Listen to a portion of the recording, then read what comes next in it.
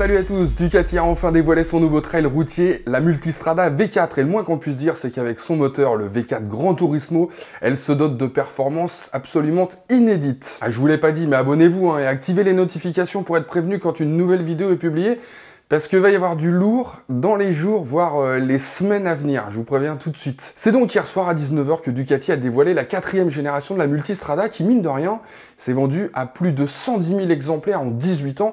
Il faut dire qu'elle a souvent été très novatrice, en 2010 par exemple. Elle a été la première à se doter des modes de conduite, ça paraît bête, mais bon.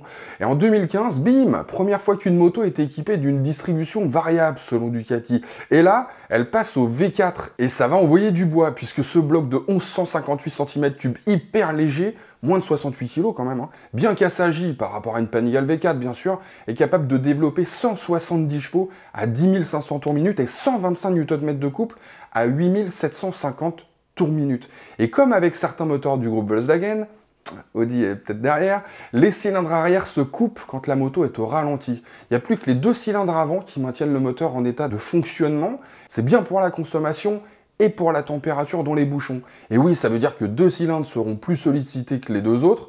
Et malgré tout, Ducati est hyper confiant puisque les changements d'huile sont prévus tous les 15 000 km et le contrôle du jeu aux soupapes tous les 60 000 km.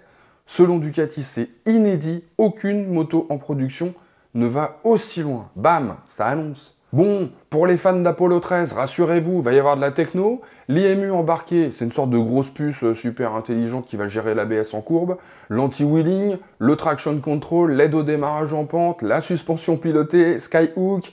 Et comme c'est limite du déjà vu, tout ça, Ducati en a rajouté une petite louche en la dotant d'un radar. Oui monsieur, comme sur les nouvelles 1250 RT, un radar qui va lui permettre de faire fonctionner un régulateur de vitesse adaptatif et un détecteur de véhicules dans les angles morts. Like a boss. Et pour qu'on soit bien partout, à commencer par la route, mais aussi dans la pampa, où évidemment tu vas faire ça, comme eux. Ducati a développé la bulle avec ses déflecteurs latéraux, les protège-mains, tutti quanti, tout ça donc a été étudié en soufflerie. Allez, 3-4 chiffres pour la forme, l'empattement n'est pas énorme, 1567 mm, et vu qu'il y a une route 19 à l'avant, ça devrait bien tourner. Et longtemps parce qu'il y a un réservoir de 22 litres. Le débattement des suspensions, c'est du 170 mm à l'avant, 180 à l'arrière, et la garde au sol, c'est 220. Ça va donc pouvoir sortir des sentiers battus, même si elle pèse 215 kg à sec. Et combien pour ces 215 kg minimum de métal, de plastique, de sueur et de sang? Ah bah si, je peux vous dire qu'il en a fallu pour accoucher d'un bestiau pareil. Alors combien? Eh ben ça dépend. Ouais, ça dépend de la version que vous choisirez. Oui, vous là, et surtout toi là-bas, là, toi je te vois toi. Si tu choisis la version de base, la V4, t'en prends pour 19 590 €. Si t'es un esthète, que tu veux de la jante à rayons et des options comme lui là, tu lâcheras 23 540 € pour la V4 S. Et si t'es un gourmand, alors là va y avoir du sport.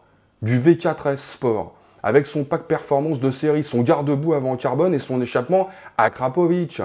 Et là, tu vas briser le cœur de ton fils, toi là, parce que t'auras plus assez pour la PlayStation 5. À Noël, t'oublies la bûche, ça sera cracotte et soupe à la grimace, parce que tu vas devoir te fendre de 23 940 €. Joyeux Noël!